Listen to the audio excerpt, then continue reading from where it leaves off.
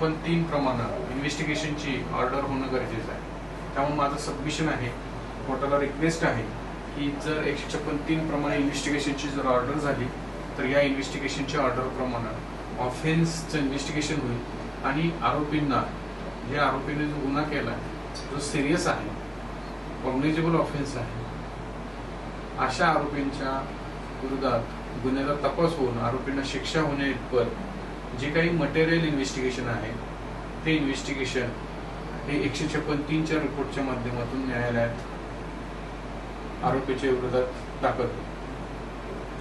त्यामुळे माझी रिक्वेस्ट आहे, माझं ऍप्लिकेशन अलॉट करण्यात। साहेब, आपल्या प्रश्नाप्रमाणे आपण जी क्वेरी डिफाईन केलेली आहे, पोलिसांनी कॉग्निजन्स घेतला नाही म्हणून लॉ प्रिन्सिपल आहे आणि या लॉ प्रिन्सिपल प्रमाणे ही जे ऍप्लिकेशन आहे ते ऍप्लिकेशन हे लीगल वन आहे। त्यामुळे माझं ऍप्लिकेशन अलॉट करा। फिर्यादीने न्यायालयात फिर्याद दाखल केलेली आहे। त्यामुळे माझं सबमिशन आहे की ऑफेन्स जर आहे तो सिरियस नेचरचा आहे, कॉग्निजेबल ऑफेन्स आहे आणि ह्या कॉग्निजेबल